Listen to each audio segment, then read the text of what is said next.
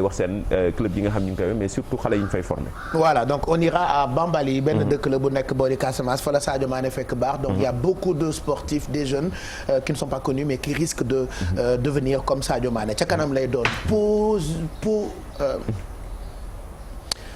calme-toi Pape Cheikh. Rangou.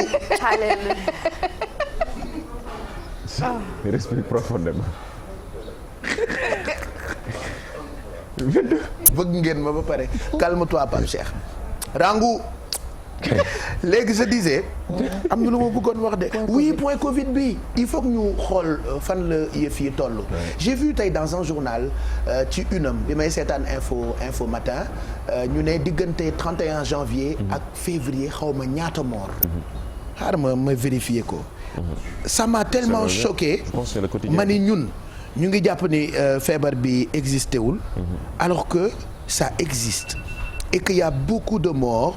muy lu doy waar loo xamante ni il faut que ñu gën ci bàyyi xel ah fan yi ñii dee bëri na. ba noppi itam affaire bi doy waar sax. léegi dañuy commencer banaliser léegi sax. oui parce que xam nga lu yàgg soof. dafa dem ba dafa xaw a banal. Je vais vérifier ban yéenekaay ban journal laa ko gis. tey ci suba ils ont fait un bilan bu Covid bi ci seen une. ñu wax ni voilà maa ngi ko gis ci Vox Populi bu tey bi ils ont dit Covid 19 bi 228 morts entre le 1er et le 31 janvier. C'est énorme. 200. Oui. Ci premier vague. Voilà. Les morts de janvier 2021 représentent 35% des 638 victimes du virus, soit un décès sur 3. Voilà, ça j'ai vu ci une bu Vox Populi tey ci suba et il y a de quoi avoir peur. Effectivement, il y a de quoi avoir peur bu ñu limee déjà Pape Cheikh mooy chiffres yi nga wax léegi ci nombre de décès yi ñu fàttali ni par exemple dañu ne 80 machines respirateur wala respiratoire je sais pas moom la ñu am.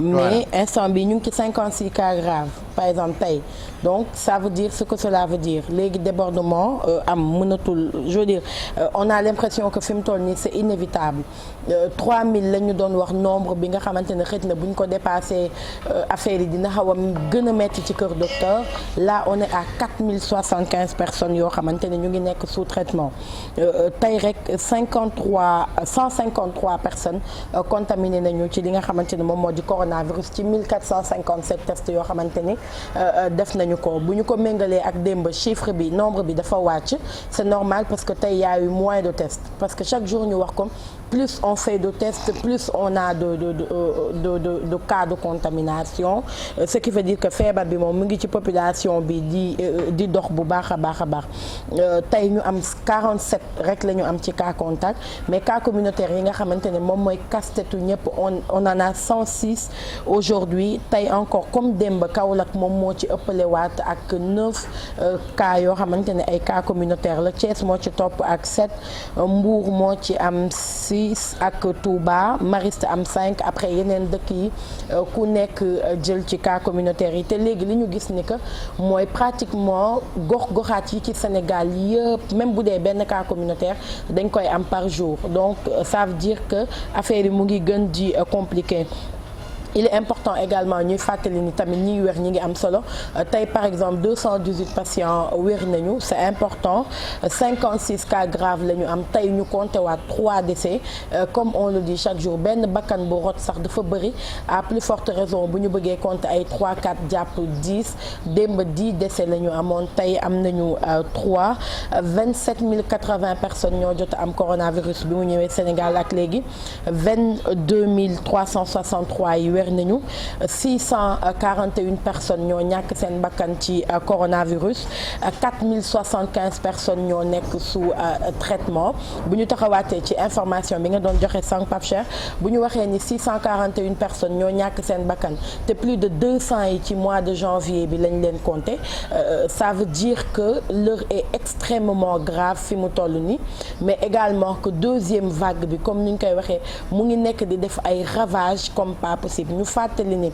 amuñu énormément de place pour contenir tous les malades naam ñu ngi def le traitement à domicile et tout mais mooy loolu et que li nga xamante ne moom moo di machine yi ngir ñi dem sauvetage Sénégal amuñu tout le matériel qu'il faut pour vraiment prendre en charge les malades comme il le faut et puis wàccante ak lépp li wax ngir mën a xeex feebar bi donc li ñu mën rek mooy individuellement ku nekk xeex ci sa wàll et puis après ñu def ko une affaire vraiment collective pour mën a éradiquer maladie bi. voilà Mamadou. voilà donc c'est ça muy lu doy waar nañ ci bàyyi xel bu baax chiffres yi moom.